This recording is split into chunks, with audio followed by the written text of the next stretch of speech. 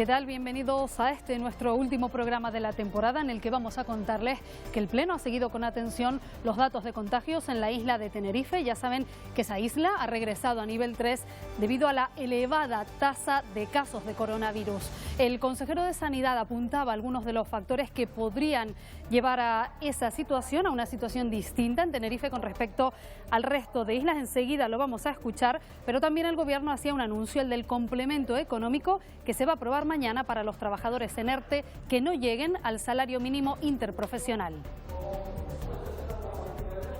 Esta semana hemos conocido al detalle el informe de la Diputación del Común correspondiente al año pasado. Crecen las quejas, lo hacen un 11%, principalmente centradas en la dependencia, donde el tiempo que se espera para un reconocimiento o revisión excede con creces el plazo que marca la ley. Se está tardando cerca de 3 años. Y en nuestro espacio de entrevista, este último programa, hemos querido escuchar a los portavoces de todos los grupos parlamentarios, a quienes hemos pedido un balance sobre el curso político y en relación a los asuntos más urgentes de cara al mes de septiembre.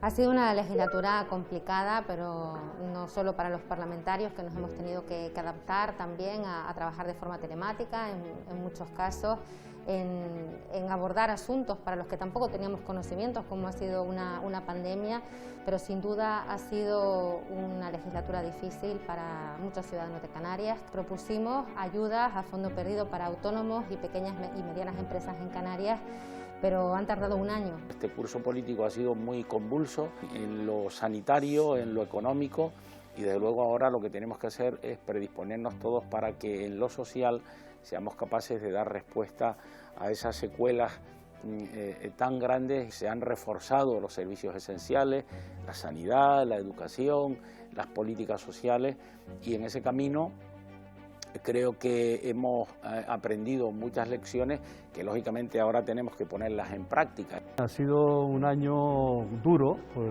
la pandemia, que ha afectado no solo a la salud de nuestra población, sino también a la economía, y ha ahondado más en la pobreza. Tanto la Unión Europea como el Gobierno del Estado como el Gobierno de Canarias han respondido adecuadamente para que la sociedad tenga un escudo social y para que de alguna forma lo podamos afrontar el futuro con mayores garantías. Un curso absolutamente atípico.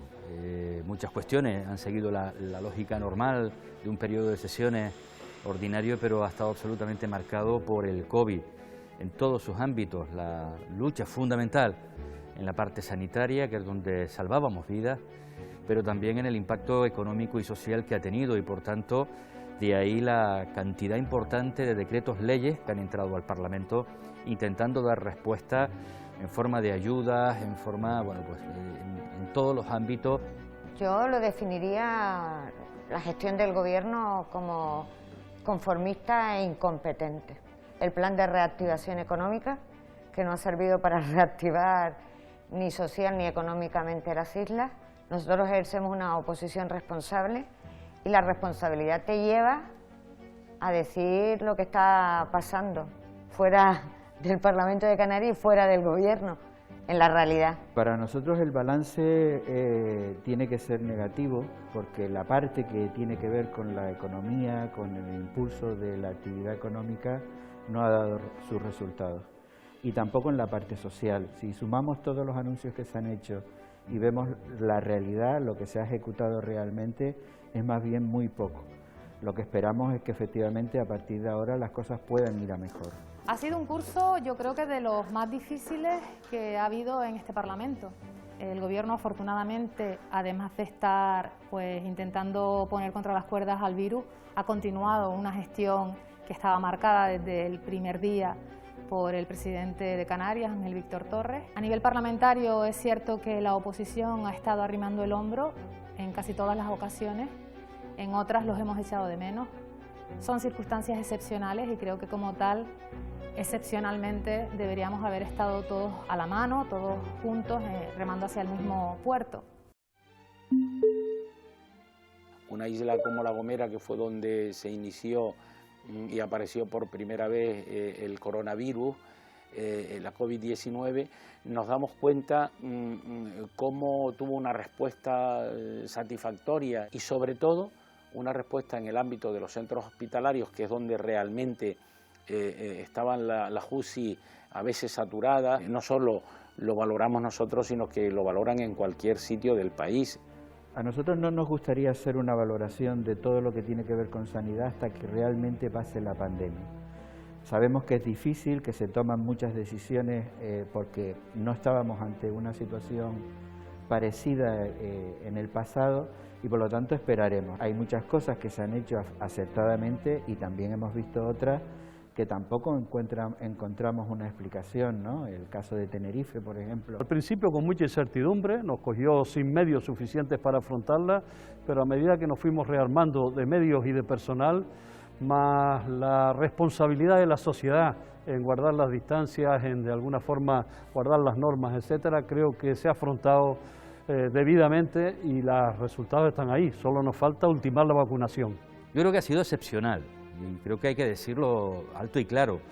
Cuando en ocasiones estábamos acostumbrados a ver a Canarias en el ámbito sanitario a la cual en muchos parámetros, listas de espera, saturación de las urgencias, en la gestión del COVID creo que hemos estado a la cabeza. Los resultados en incidencia y en fallecimiento, lamentando siempre una sola víctima que hubiera, pero han estado muy por debajo, afortunadamente, del resto del territorio español. Los canarios y las canarias hemos demostrado muchísima madurez, muchísimo sentido común, sacrificio, y creo que eso ha tenido sus resultados.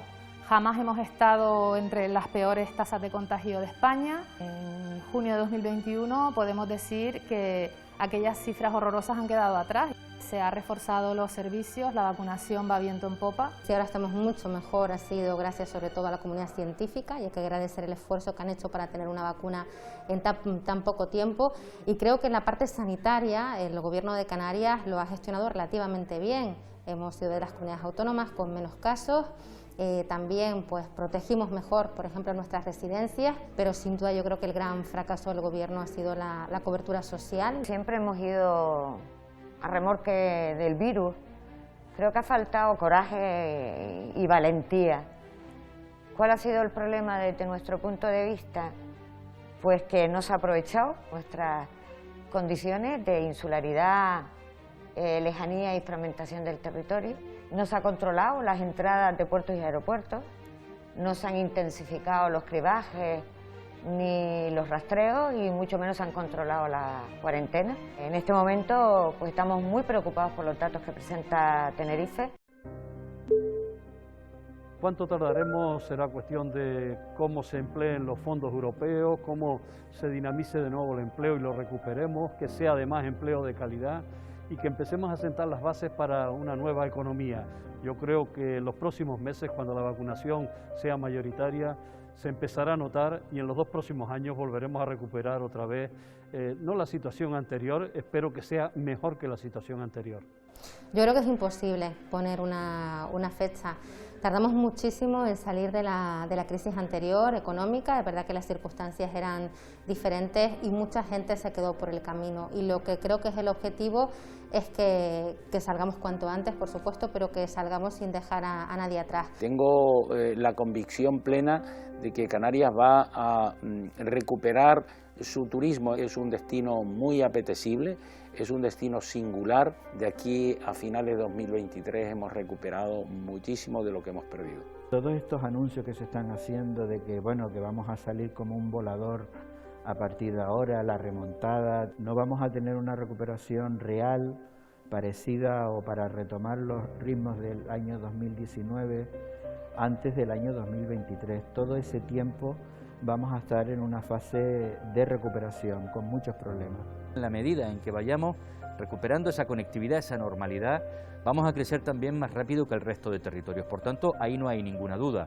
Lo que sí es cierto es que no va a ser inmediato. Hasta finales del 2022, mediados del 2023, La situación económica va a seguir siendo complicada. En este momento en Canarias pues no tenemos el número de visitantes que nos gustaría tener. No estamos haciendo nada por favorecer también el consumo, ni se bajan impuestos, ni se entregan de manera ágil y rápida pues las ayudas directas que se necesitan por parte de las pymes, de nuestros autónomos. El kit de la cuestión es poder ejecutar todo ese dinero que llega y que todas esas personas que están en ERTE hoy en día puedan incorporarse a sus puestos de trabajo, que aquellas que están en situación de desempleo puedan acceder al mercado laboral. Eso es fundamental. Eso lo puede dar el turismo. Si volvemos a tener turistas en las islas, se reactivará todo más rápidamente y al final, en gran parte, depende de todos nosotros. Estamos mejor si tenemos en cuenta que la situación en los primeros meses fue absolutamente lamentable por parte del Gobierno de España. Falta de previsión absoluta, improvisación constante, espacios absolutamente inadecuados. La imagen del muelle de Arguineguín creo que nos acompañará durante mucho tiempo como una forma absolutamente indigna de tratar a quien llega a nuestras islas buscando lo que fuera. Seguimos estando en contra de los macrocampamentos, pero poco a poco empieza a normalizarse esa acogida, digamos, con unos parámetros de dignidad que son los que debemos de exigir. Desde este Parlamento vamos a seguir exigiendo también al resto de España solidaridad. Lo primero que tenemos que reconocer es que la inmigración para Canarias va a ser un estado permanente, pero sí, efectivamente, desde la entrada masiva de inmigrantes por pateras y cayucos ahora ha remitido, ¿no? Y eso nos permite en Canarias poder gestionar un poco mejor la situación. Pero el balance de cómo se ha gestionado esta crisis con respecto a las anteriores ha sido muy nefasto. Así como en su día fui crítica por la falta de rapidez a la hora de tomar medidas, hoy por hoy puedo estar más satisfecha. Nadie puede estar satisfecho del todo con la gestión de la migración en Canarias, pero sí reconozco que hay un cambio desde el año pasado, noviembre del 2020, a día de hoy. Canarias es una puerta hacia Europa y es muy difícil que Canarias sea tapón. Lo que tenemos que gestionar es que esas personas que llegan buscando un mejor porvenir puedan continuar su periplo hacia los países a donde quieren llegar. Lo que sí tengo muy claro es que no se quieren quedar en Canarias. Yo creo que sí, que se ha mejorado notablemente, entre otras cosas también porque ha disminuido el número de inmigrantes, pero el Gobierno del Estado y la Unión Europea yo creo que no han actuado ni con la suficiente prontitud ni con la suficiente amplitud de mira para considerar que Canarias es la frontera sur de la Unión Europea en esta parte del Atlántico y que debiera haber mayor atención a las islas. El fenómeno migratorio va a continuar en los próximos años porque las condiciones climáticas de pobreza, etcétera, y políticas en el vecino continente así van a impulsar a la gente. Al Gobierno de Canarias pues ni está ni se le espera. Hemos visto cómo ha estado de brazos cruzados mientras Sánchez ha convertido Canarias en la Lampedusa del Atlántico. Yo discrepo, no ha bajado, todo lo contrario, se ha incrementado, es a cuentagotas. El informe del diputado del Común, del Defensor del Pueblo, de la Fiscalía, todos ellos coinciden en que las condiciones en las que se encuentran los establecimientos no se ajustan a condiciones humanitarias. No ha habido una política clara del ámbito del Estado y desde el ámbito de Europa para atender el fenómeno migratorio que afecta a esta tierra. Los medios, las infraestructuras y la política para la repatriación ha fallado. Se ha mejorado algo y, en definitiva, lo que hace falta es que se tome más en cuenta para que en el futuro no tengamos que vivir los episodios que hemos vivido hasta ahora. Me preocupan sobre todo esas noticias que hemos conocido en los últimos días, que han denunciado diversos medios de comunicación sobre posibles casos de agresiones a menores que se encuentran en los centros. Creo que la respuesta que ha dado la consejera de Derechos Sociales es inaceptable, atacar a la Fiscalía y sobre todo no asumir la responsabilidad de que esos menores están bajo la tutela del Gobierno de Canarias. Pero ahora yo creo que poco ha cambiado, lo que se ha hecho es trasladar a estas personas a campamentos que no los permiten ver. Bueno, el primero, vacunar. Tenemos que conseguir la inmunización de todos los canarios. ¿Y por qué? Bueno, porque la vacuna es vida, es economía y es empleo. Eso es el primer objetivo. Yo diría que nos vamos a enfrentar a los próximos presupuestos del Gobierno de España, a los presupuestos de Canarias, que no es poco. Tenemos que ver qué hacemos con las listas de espera. Son interminables. En realidad, Esta legislatura va a empezar ahora, ¿no? Va a empezar en el último cuatrimestre del año, ¿no?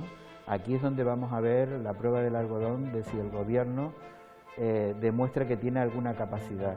No solamente hay que pensar en la palabra economía, sino en la palabra social. Hay que tener muy en cuenta la cantidad de población joven y hay que hacer un plan especial para conseguir que todas esas personas que están preparadas tengan una oportunidad. Tenemos que seguir con la vacunación, llegar al mayor número de personas vacunadas lo antes posible. Esas ayudas tienen que llegar también lo antes posible, esas miles de familias que lo están pasando mal, y sobre todo apoyar a nuestras empresas para que no sigan cerrando. Hemos perdido en esta pandemia 10.000 empresas en Canarias. Yo tengo una gran preocupación por la educación, por la infancia. Que el modelo de financiación autonómica actual se revise. ¿Se arreglará en esta legislatura? Yo lo dudo. Es necesario, no es una opción la simplificación de una administración donde las leyes y leyes nos han llevado a un lugar donde no hay horizonte. Pues tiene que ser necesariamente acabar con la pandemia y relanzar el empleo. Relanzar la formación y la educación, y eso implica incrementar hasta el 5% del PIB el dinero destinado a la misma, seguir manteniendo los servicios públicos en general, la sanidad, la educación, los cuidados, y que de alguna forma el ingreso mínimo vital a nivel de Estado se termine de implantar y la prestación canaria de inserción y todos los demás ayudas que desde Canarias se planteen, la renta de ciudadanía, etcétera, terminen de plantearse a lo largo del próximo año. Seguir recuperando el pulso de nuestro modelo económico, a partir de ahí el empleo, la pervivencia de nuestras empresas. Esto hará que la situación social también avance y, por supuesto, continuar con la lucha sanitaria, que esto no ha acabado. Hay un momento importante hasta el mes de noviembre, tener nuestra propia ley electoral, como establece el Estatuto de Autonomía, y desde Nueva Canarias vamos a exigir que se avance y se desarrolle el régimen económico y fiscal, nuestro Estatuto de Autonomía, de forma plena. La estabilidad en el empleo. Hablo no solamente de funcionarios, sino también de los empleados autónomos o por cuenta ajena. La educación es fundamental, derechos sociales es fundamental. Hay muchísimas personas que hoy por hoy están viviendo gracias a prestaciones del Gobierno de Canarias o del Gobierno estatal. Y por supuesto la sanidad, continuar pues cuidándonos porque nunca nos ha quedado tan claro que todo es tan transversal como ahora. El problema sanitario nos ha llevado a una crisis social, una crisis económica, y por lo tanto debemos desandar ese entuerto y pasa por todo, por todas las consejerías. Sin duda alguna es la transversalidad.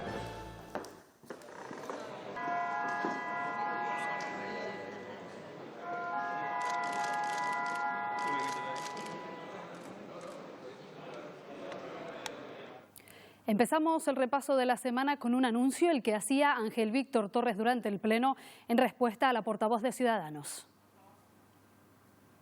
Somos la comunidad autónoma con más personas en ERTE y ustedes todavía han sido incapaces de aprobar ese complemento a los ERTE que prometieron, que dio usted una rueda de prensa, bombo y platillo, para que semanas después el vicepresidente consejero de Hacienda asegurara que es que no tenían el dinero que lo estaban buscando. Son 40.712 trabajadores que están en ERTE de fuerza mayor, que cobran por debajo del salario mínimo interprofesional, 10.000, menos de 500 euros. El próximo lunes aprobaremos el decreto ley 30 millones de euros para este sector.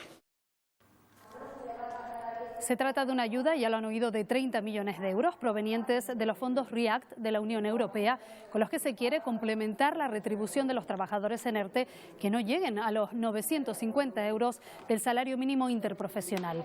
Los detalles los conoceremos tras el Consejo de Gobierno que se va a celebrar mañana lunes. Desde la oposición, el Partido Popular preguntaba por los supuestos abusos sexuales en un centro de menores migrantes en Mogán, en Gran Canaria. Rechazaba María Australia Navarro la gestión del Ejecutivo y en especial la de su consejera de Derechos Sociales. Unas acusaciones en las que Torres no entró, pero sí dijo que desde que se tuvo conocimiento de la denuncia anónima, eso fue el 31 de mayo, se abrieron investigaciones y que el caso ya está en manos de la justicia. ¿Mantiene usted la confianza en quien ocultó a la Fiscalía, la comisión, la presunta comisión de abusos sexuales, agresiones físicas, prostitución en menores, cuya tutela es su responsabilidad, la responsabilidad de su Gobierno? Se recibe, un escrito como he dicho, anónimo el día 31 de mayo. Se hacen 2 inspecciones y las actuaciones culminan en una investigación interna que no traslada lo que en ese escrito aparece sobre abuso, aunque en cualquier caso está en manos de los entes judiciales pertinentes. Y también se ha seguido prestando especial atención al elevado índice de contagios en Tenerife. La Consejería de Sanidad tiene abierto un informe para comparar los datos en las 2 islas capitalinas y entre los factores que podrían estar influyendo, dice Blas Trujillo, una mayor presencia de jóvenes en Tenerife que en Gran Canaria y la dispersión poblacional. La mayor parte de la concentración de los casos se está dando en la población menor de 49 años. Tanto en Gran Canaria como en Tenerife. En cualquier caso, Tenerife tiene casi 50.000 personas más que Gran Canaria en esa franja. En la isla de Gran Canaria se concentran los casos más de la mitad en la ciudad, Las Palmas de Gran Canaria. En la isla de Tenerife la dispersión es total. Hablamos ahora de la ley de cadena alimentaria porque el Pleno ha rechazado la propuesta de Sí Podemos para que las ayudas del POSEI se descuenten a la hora de fijar el precio mínimo de los productos agrícolas. La plataforma platanera por un precio justo, presente en el Parlamento, ha denunciado la posición de la patronal que rechaza que se fije ese precio mínimo. Dicen estos pequeños agricultores que ellos sí apoyan la ley porque les garantiza cubrir sus costes. Han hecho creer que el sector platanero de Canarias es el único de toda España que quiere quedar exento de la ley de cadena alimentaria. No es que sea la panacea, pero viene a poner orden en una situación totalmente descontrolada, que era la venta a pérdida. Nosotros entregábamos la fruta en la cooperativa y si sobraba algo después de cobrar todo el mundo, pues cobrábamos nosotros. Y mañana tendrá lugar un nuevo pleno, esta vez de carácter extraordinario, para debatir y votar el informe del Parlamento relativo a la modificación del REF sobre los incentivos a las producciones audiovisuales. Se trata de un informe que es preceptivo pero no vinculante y que debe llegar al Congreso antes de que el miércoles 30 se apruebe definitivamente esa modificación.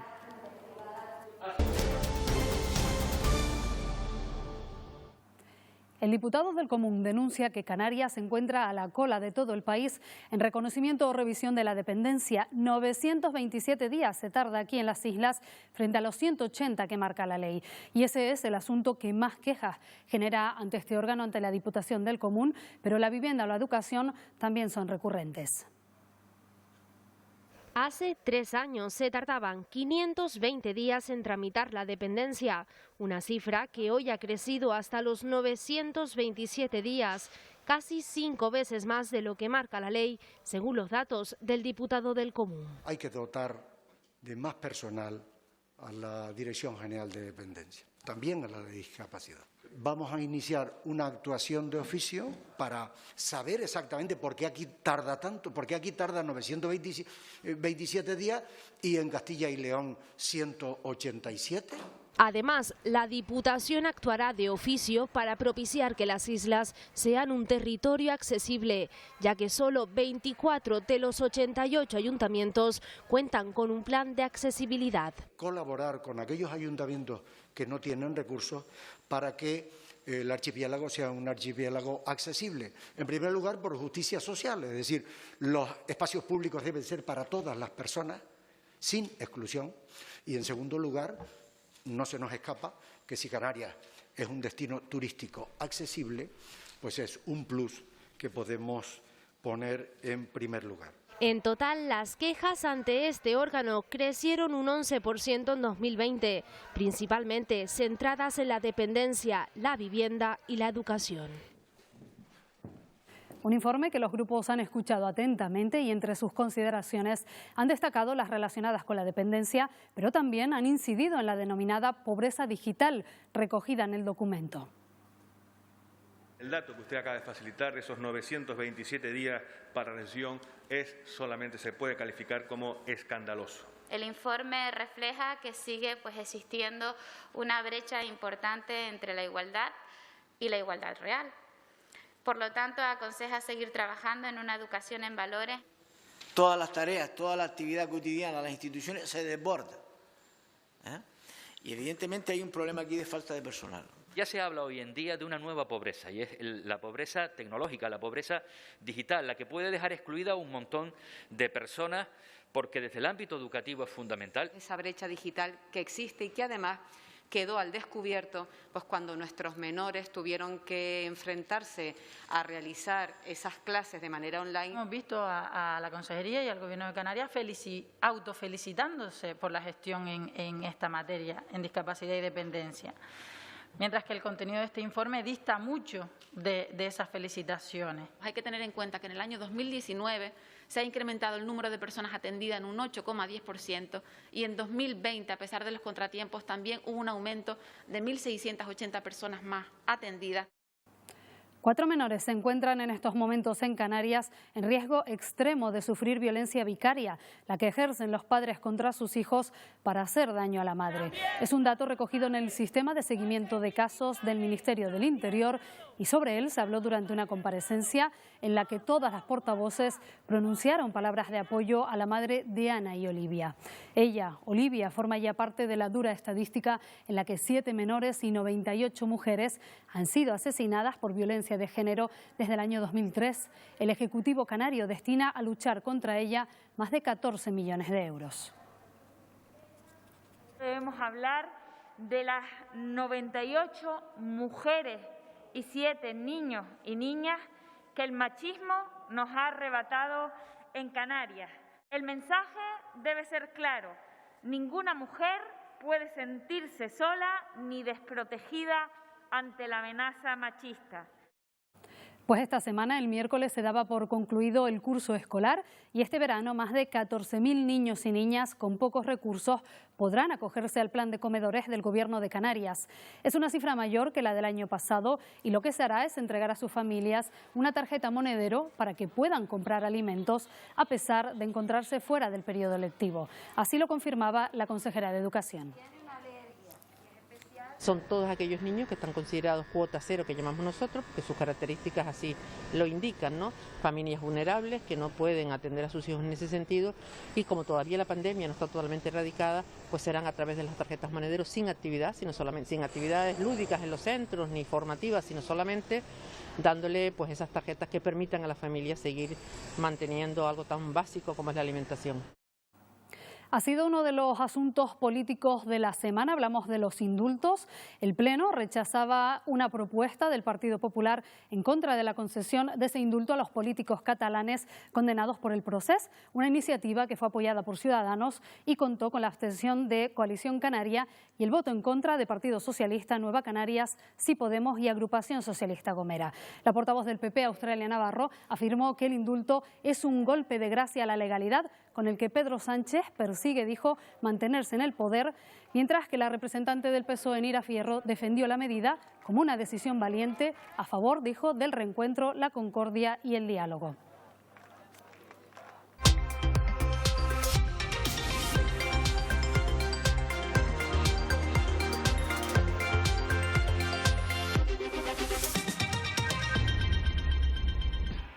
Los 9 líderes independentistas catalanes encarcelados por sedición y malversación ya son libres. Esta misma semana abandonaban la prisión después de que el gobierno de Pedro Sánchez les concediese el indulto parcial y revisable. Esto quiere decir, entre otras cuestiones, que se mantiene la inhabilitación para cargo público mientras dure la pena y también que no podrán cometer ningún delito durante los próximos años porque, de ser así, el indulto se anularía. Algunos partidos como el PP, Vox y Ciudadanos van a batallar esta medida ante los tribunales. Hoy preguntamos, ¿qué le parece a usted que el Ejecutivo haya concedido estos indultos? ¿Cree que esto va a ayudar a resolver la crisis territorial en Cataluña?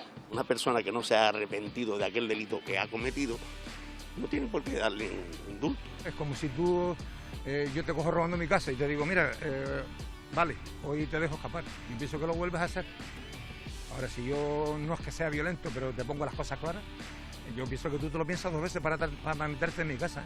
Hay población de nivel 1, nivel 2, o gente más alta, gente más baja, porque unos se los merecen y otros no.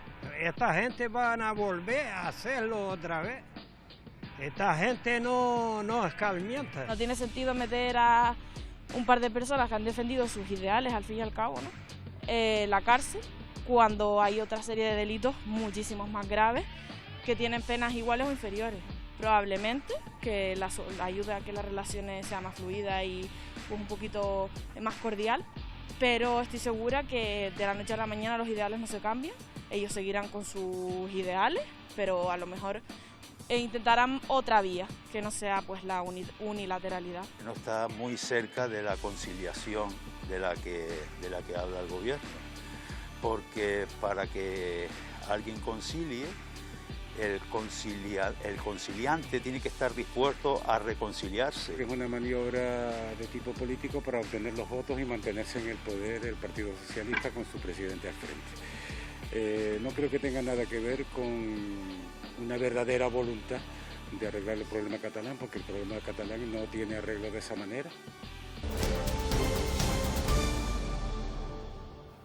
Una decena de expertos y más de 50 colaboradores de la Universidad de Las Palmas de Gran Canaria han elaborado una guía con el modelo para el cambio que dicen necesita Canarias. Varios miembros de la institución han presentado ese proyecto en la Comisión de Estudio sobre la Unión Europea.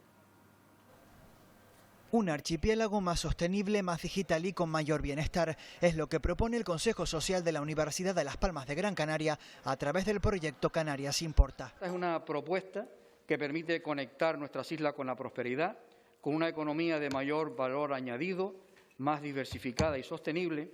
Es también una invitación a construir una sociedad más cohesionada, equitativa e inclusiva, más resiliente, con nuevos modelos empresariales y sociales. Para lograrlo, la universidad propone recurrir al turismo, que habría que renovar como tractor de otros sectores emergentes. Su modelo contempla la creación de un nuevo centro de investigación, dicen, al nivel del IAC o del PLOCAN. ¿Qué es eso de la Travel Technical School by Amadeus y el Cyborg Hotel Lab and School?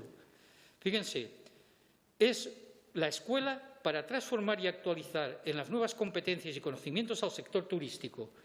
Y el Cyborg es un laboratorio vivo para captar datos únicos y poder orientar el modelo a un turismo basado en inteligencia y sostenibilidad. El Consejo Social cree que este tiempo de pandemia, coincidiendo también con la llegada de los fondos para la recuperación, debe aprovecharse como una oportunidad para afrontar el cambio.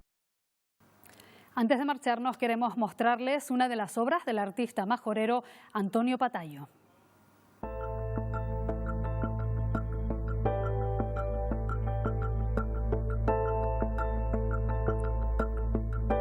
Más conocido como Toño Patayo, su trabajo se caracteriza por plasmar paisajes de su isla natal, del basalto y el picón, tan presentes en Fuerteventura y que fueron protagonistas de la exposición que en 2017 se inauguró en la Cámara bajo el título de El paisaje imaginado.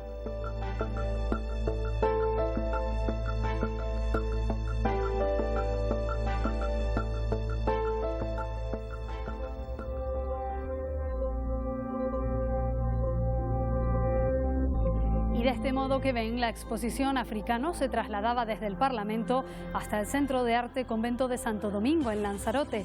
Allí se inauguraba el pasado domingo, se lo contábamos, y podrá visitarse hasta el próximo 18 de julio.